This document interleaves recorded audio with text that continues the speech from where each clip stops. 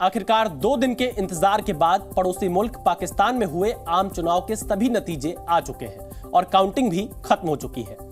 वैसे तो 8 फरवरी को हुए चुनाव के परिणाम 9 फरवरी की सुबह 10 बजे तक आने थे, लेकिन पाकिस्तान में ये इतना आसान कहां है। खैर, पाकिस्तान के न्यूज चैनल जियो न्यूज के मुताबिक आम चुनावों में इमरान खान के समर्थक स्वतंत्र उम्मीदवार का जलवा रहा, जो तमाम मुश्किलों का सामना करने के बावजूद 101 सीटें जीतने में कामयाब रहे। यानी अगर इन आजाद उम्मीदवारों को मिलाकर एक पार्टी बना दी जाए तो इमरान खान की पार्टी इस चुनाव में सबसे ज्यादा सीटें जीतने वाली पार्टी कहलाएगी। नवाज शरीफ की पार्टी पाकिस्तान मुस्लिम लीग ने अकेले दम पर 75 सीटें जीती हैं और चुनाव नतीजों के हिसाब से वो पार्टी के तौर पर पहले नंबर पर रही है।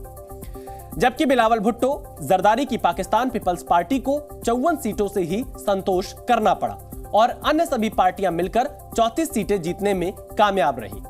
चुनाव के नतीजे आ चुके हैं, अब वक्त है सरकार के गठन का, जिसके लिए सभी दल जोर आजमाइश में लगे हैं। नवाज शरीफ और बिलावल भुट्टो के बीच नई सरकार बनाने पर रस्साकशी जारी है। नवाज शरीफ की कोशिश है कि वो सभी दलों के साथ मिलकर सरकार बनाएं, जबकि बिलावल चाहते हैं कि वो मुस्लिम लीग के बिना हुकूमत चलाएं। पाकिस्तान में नई सरकार बनाने के लिए किसी भी पार्टी को नेशनल असेंबली में 265 में से 133 सीटें जीतना जरूरी है, लेकिन इस आंकड़े को कोई भी पार्टी अकेले दम पर नहीं छू पाई।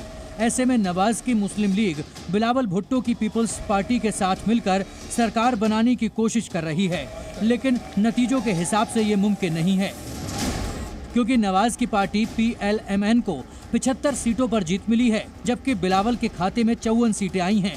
दोनों के गठबंधन के बाद 129 और बहुमत के लिए चाहिए 133। ऐसे में अभी 4 सीटों की और दरकार है। अब इन 4 सीटों के लिए नवाज दूसरे दलों से संपर्क साध रहे हैं। इसके लिए आज नवाज शरीफ, उनके भाई शहबाज और बेटी मरियम ने लाहौर के जाती उमरा में मुत्तहिदा कौमी मूवमेंट पाकिस्तान यानी MQMP के प्रतिनिधि मंडल से मुलाकात की, जो 1 घंटे से ज्यादा चली। अगर नवाज शरीफ MQM की सभी शर्तें मान लेते हैं तो वो अपना समर्थन देने को तैयार हैं और तब नवाज शरीफ सरकार बनाने में कामयाब हो जाएंगे। नवाज और बिलावल की सीटें मिलकर 129 होती हैं। इसमें 17 सीटों वाली MQM भी शामिल हो जाती है तो आंकड़ा होता है 146, जो बहुमत से काफी ज्यादा है। पाकिस्तानी पत्रकार जिस पाकिस्तान डेमोक्रेटिक मूवमेंट सरकार की बात कर रहे हैं, उसका पूरा श्रेय जाता है पाकिस्तान की सेना को, क्योंकि उसी के इशारे पर यह सब हो रहा है। PTI के कप्तान इमरान खान जीत कर भी हारे हैं तो सिर्फ और सिर्फ आर्मी चीफ आसिम मुनीर की वजह से। इसी हेराफेरी की वजह से रात तक जिन इमरान समर्थित आजाद उम्मीदवारों को पूरा बहुमत मिलता दिख रहा था, सुबह तक पाकिस्तान मुस्लिम लीग उससे कम सीटें जीतकर भी फाइट में आ गई, क्योंकि सेना उनके साथ थी। हालांकि ऐसा पहले भी पाकिस्तान में होता आया है।